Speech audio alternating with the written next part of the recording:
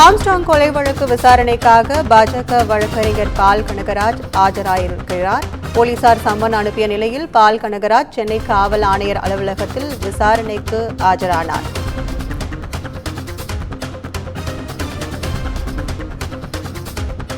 பால் கனகராஜிடம் ஏற்கனவே ஒருமுறை விசாரணை நடைபெற்றதாக தகவல் வெளியான நிலையில் தற்போது மீண்டும் விசாரணை தொடங்கியுள்ளது. ஆம்ஸ்ட்ராங் கொலை வழக்கு விசாரணைக்காக பாஜக வழக்கறிஞர் பால் கனகராஜ் ஆஜராகியிருக்கிறார். கூடுதல் விவரங்களை செய்தியாளர் சுப்பிரமணியன் வழங்க கேட்கலாம். சுப்பிரமணியன், கூடுதல் விவரங்கள்.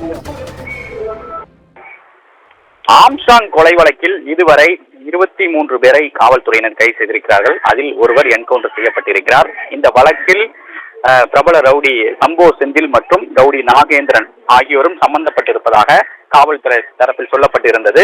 இதற்கிடையில் ரவுடி நாகேந்திரனையும் இந்த வழக்கில் போலீசார் சேர்த்திருக்கிறார்கள்.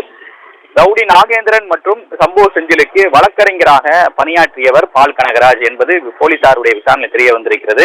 அதன் அடிப்படையில் தலைமறைவாக இருக்கக்கூடிய ரவுடி நாகேந்திரன் குறித்து ரவுடி சம்போ செந்தில் குறித்து பல்வேறு கட்ட விசாரணை நடத்த வேண்டிய சூழ்நிலை காரணமாக பால் கனகராஜிற்கு காவல்துறையினர் சம்மன் அனுப்பியிருக்கிறார்கள்.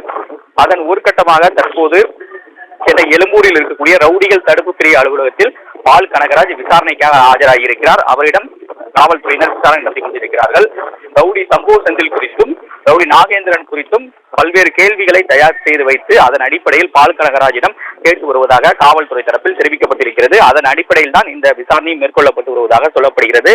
மேலும் இந்த வழக்கில் கொலைக்கான முக்கிய காரணம் என்ன என்பதை அதிகாரப்பூர்வமாக இதுவரை காவல்துறையினர் தெரிவிக்கவில்லை. அதற்காக பல்வேறு கோணங்களில் விசாரணையை காவல்துறையினர் தீவிரப்படுத்தியிருக்கிறார்கள்.